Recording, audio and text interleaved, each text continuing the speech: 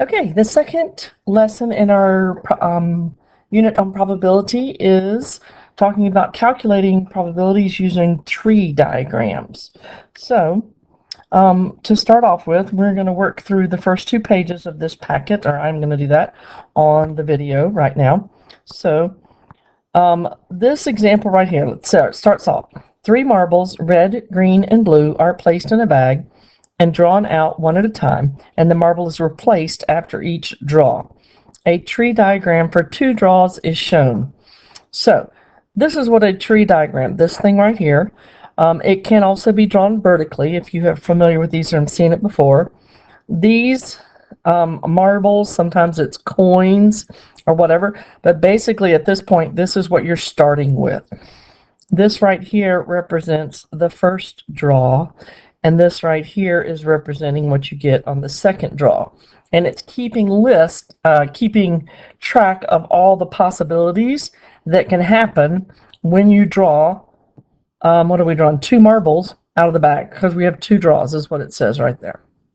Okay, so keep in mind, when you have it told us we had 3 marbles to begin with, so here are the marbles, and when I draw one out, I can either get red, green, or blue. I put them both in, and then when I pull out again, I can either get red, green, or blue. So the possible outcomes, all the possible outcomes that you have are red, red, red, green, red, blue. Then you have green, red, green, green, green, blue. And then you have blue, red, blue, green, and blue, blue. Okay, the list of all the possible outcomes is called your sample space. List of all possible outcomes. And we're going to write down what they were. Instead of writing the words, a lot of times we use letters. So as I go down what I just said, I have red, red. I have red, green. I have red, blue. And then I have green, red. The order that you list these in does not matter. Green, green, green, blue, blue, red, blue, green, and blue, blue. So, using our little braces here, that is how you list the sample space for what's happened. Okay, now the probability of drawing a red marble, drawing a red and a green marble in 2 draws is, now what we're looking at, and whether you're looking at the tree or whether you look back at your list and your sample space, they want a red marble and a green marble. Well, there's red and green, and there's red and green. So how many are red and green? 2 of them. How many total possibilities are there? Whether you count it up here or count up those right there, you'll find out that there's a total of 9. So the probability of drawing a red and green marble in 2 draws is 2 out of 9, since there are 2 outcomes with a red and green marble and a total of 9 outcomes. Now, the next question says, what is the probability of drawing at least 1 green marble in 2 draws? That's what they're asking us to figure out. So you're looking at this and you want to know how many of them have at least 1 green marble. So keep in mind, if you want to go back to what we talked about in previous lessons, if I want at least 1 green marble, then I can have the probability of 1 green marble plus the probability of 2 green marbles. So you're looking down here and saying, where do I have 1? There's 1 green marble. There's a green marble. There's a green marble. There's a green marble. So that is, how many of them have 1 green marble? Would be 4 out of 9. How many of them have 2 green marbles? And that would be 1 out of 9. How many of them have at least 1 green marble? Is 5 out of 9, since there are 5 outcomes with at least 1 green marble. Okay, turn your page.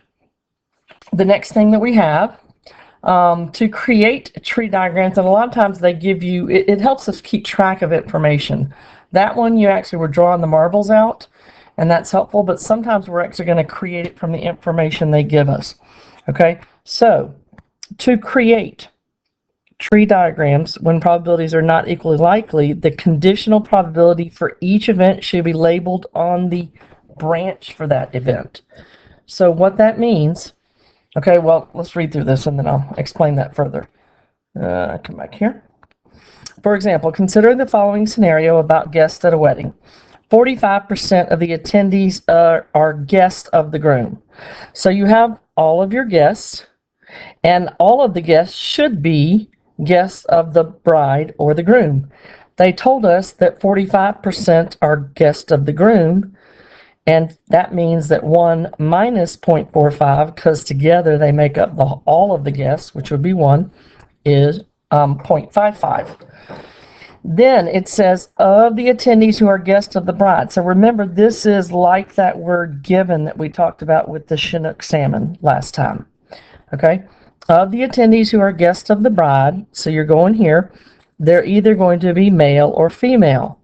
Well, 30% are male, and if 30% are male, then 70% have to be female. And then they tell you the groom's guests are 60% male. So that's two different ways of similar situations. So you need to, this is what I'm talking about, reading this information. These are both telling you what's happening at the end of these branches, okay?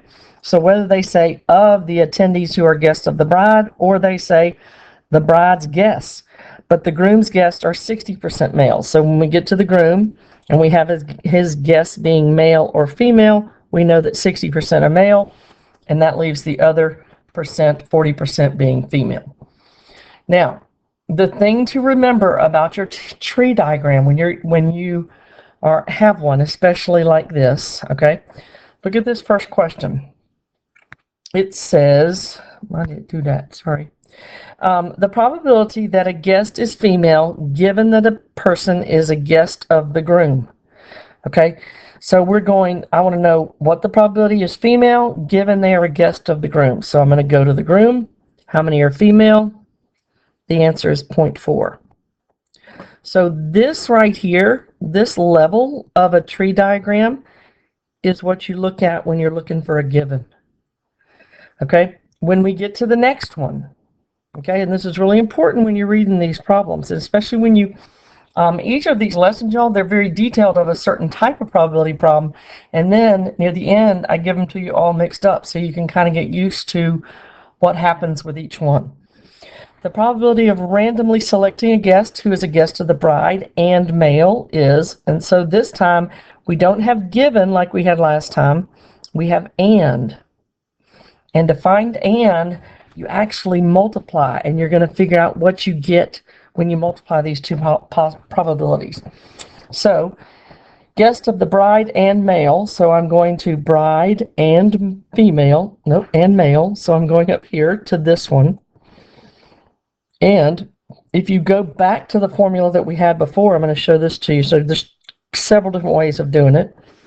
The probability of it being a guest of the bride and male is the probability of it being a guest of the bride times the probability of it being male given it's a guest of the bride. Okay, that's the formula that you just learned in the last lesson. Okay, and from our tree diagram up here, okay, the probability guest of the bride is 0.55, and the probability of being male given a guest of the bride is 0.3. Or anytime they're asking for and, you're looking for this part of the tree diagram. So we're multiplying 0.55 times 0.3, and when you multiply those together, you get 0.165. So that's the answer.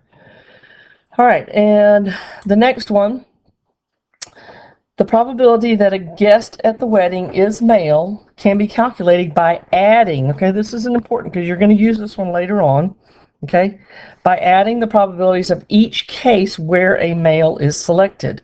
So that means that we're going to be looking at this branch and that branch. That's how we're going to figure out the probability of a male. See if I can't get it all on one right now.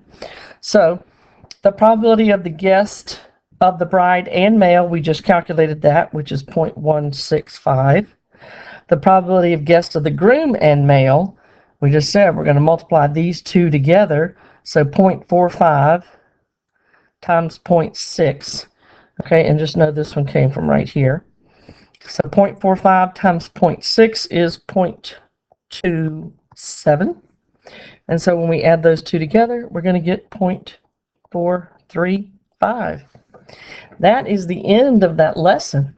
Do your best to finish out the tree diagrams that go with the rest of this. There's only there's 2 more pages and a short one on the last page, so you shouldn't have any trouble. Work in your groups, and if you have any questions, I know there's somebody there that can help you. Thank you very much.